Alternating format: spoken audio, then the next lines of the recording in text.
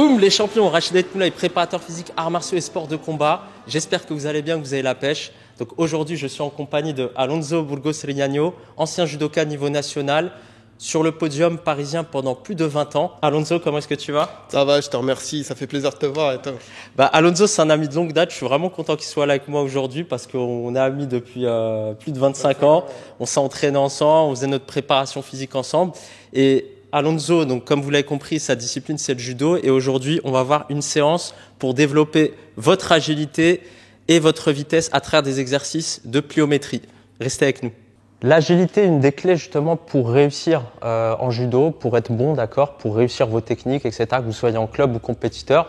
C'est un petit peu un mix de vitesse, d'accord, de coordination, de mobilité. Ce qui va vous permettre justement de mixer un petit peu toutes ces qualités pour être plus efficace en combat, saisir un petit peu l'opportunité qu'elle se présente ou même lorsque vous êtes face à un partenaire, ça vous permet justement de placer vos différentes techniques. Donc aujourd'hui, on va le voir à travers 3 exercices, d'accord? 2 exercices qui vont vous permettre de développer cette agilité sur des techniques spécifiques de judo à travers l'utilisation d'un élastique et une technique, d'accord? Un exercice qui va vous permettre de travailler la puissance, d'accord? Via un exercice de pliométrie sur vos jambes. Restez avec nous. Donc, premier exercice ici, rotational X chops. Donc, qu'est-ce que ce nom barbare? En fait, on a déjà vu des X chops. Je vous mettrai le lien sur une des vidéos qu'on avait faites avec Samir Faïdine. Là, en fait, l'idée, ça va être de le mixer avec un déplacement au sol qui va nous rappeler un petit peu le déplacement qu'on effectue en judo lorsqu'on effectue une technique de projection. Donc là, l'idée, ça va être de saisir l'élastique un petit peu, donc avec les 2 mains comme ceci, d'accord. Avoir les bras ici semi-fléchis, ok. Donc Alonso va tendre légèrement les bras, ok. Les épaules basses, donc on va faire comme si on avait des citrons sous les aisselles qu'on va venir presser ici, ok. Fléchir légèrement les genoux pour être à l'aise, ok. Et là, dans cette position, donc Alonso va nous montrer ici au ralenti tout doucement, donc il va mettre une rotation et il va amener devant lui donc à la force des abdominaux, aspirer le nombril, toujours avec les épaules basses. Très bien, Alonso. Donc là, hop, on se retourne, la même chose de l'autre côté. Voilà, très bien.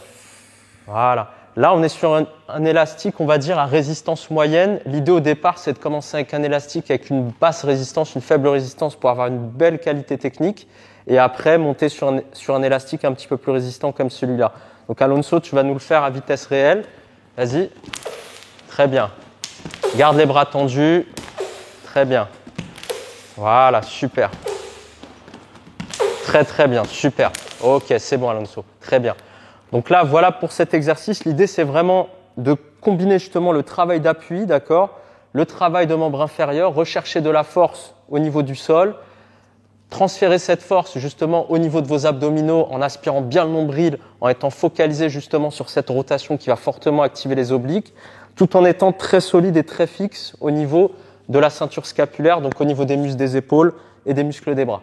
Donc deuxième exercice ici, après avoir effectué le premier sur quelques séries, d'accord, le temps d'être familier de l'exécution du mouvement, etc., du travail élastique, vous allez travailler ici plus sur une technique spécifique de judo, donc sur un ippon, d'accord, à l'élastique ici.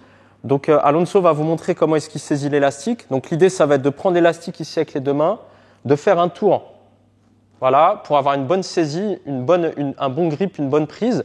Et là, à partir de là, travailler déjà sur le travail de déplacement pour placer l'ippon en premier. Voilà, très bien. Et voilà, enchaîner derrière avec le travail de hanche, le travail d'abdominaux, le travail d'épaule et finir avec le travail de bras. Voilà, Alonso, tu vas y aller doucement, tu vas décomposer. Donc le travail de pied.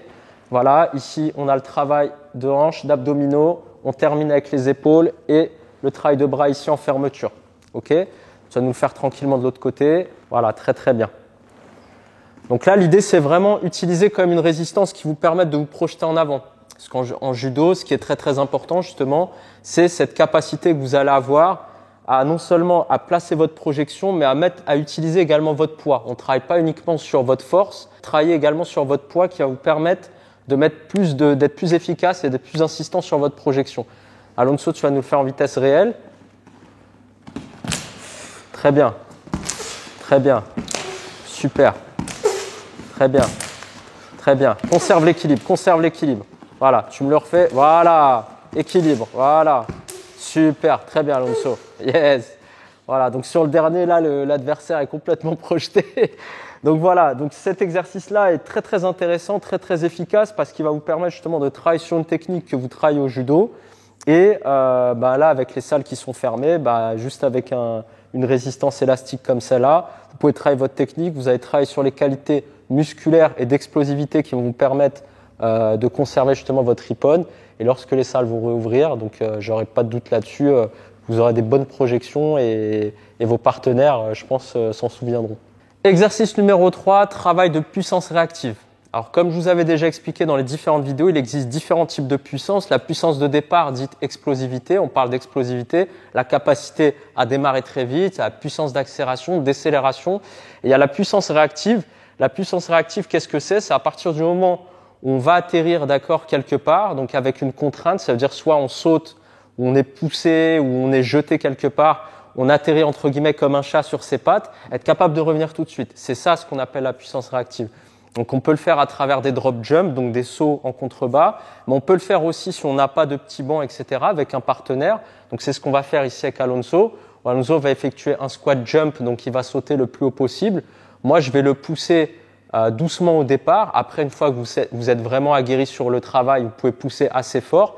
Et l'idée pour vous, ça va être au moment où vous allez être poussé en l'air, vous allez entre guillemets perdre l'équilibre. Ça va être de stabiliser là où vous atterrissez et tout de suite enchaîner avec une technique de judo. D'accord? Ça peut être une technique de projection, une technique de balayage, une roulade avant, une roulade arrière, comme vous le sentez. D'accord? L'idée, c'est de travailler un petit peu votre arsenal technique et le travailler justement sur cette contrainte de déséquilibre et de puissance réactive qu'il faut générer. C'est bon, t'es prêt, Alonso? Ouais. Allez, c'est parti. Donc là, l'idée, donc on va être ici, on va évoluer comme ça tranquillement. Et là, Alonso va sauter. Hop, je vais le pousser. Voilà. Donc l'idée, c'est un peu ça. L'idée, c'est vraiment au moment où je le pousse, c'est d'atterrir ici en squat jump. Donc on va le refaire une deuxième fois. Donc on va tranquillement bouger, évoluer. Hop, il saute. Je pousse. Voilà, très bien. Donc on va refaire une troisième fois. Donc au moment où tu atterris, hop, il faut bien être en squat. Voilà. Voilà, très bien. Voilà, on est là, on bouge, saute, hop, voilà. Très bien. Allez, une petite dernière, tu viens, allez, t'essaies de sauter assez haut. Hop. Super, très très bien. Donc l'idée, c'est un peu ça. Bien entendu, là, on a un tatami. Donc du coup, on peut effectuer des chutes, etc. Si vous n'avez pas de tatami, vous faites ça en stade, etc., vous pouvez travailler sur de la gestuelle assez simple. Donc vous pouvez atterrir ici, hop, puis retravailler avec votre partenaire. Vous sautez, vous atterrissez.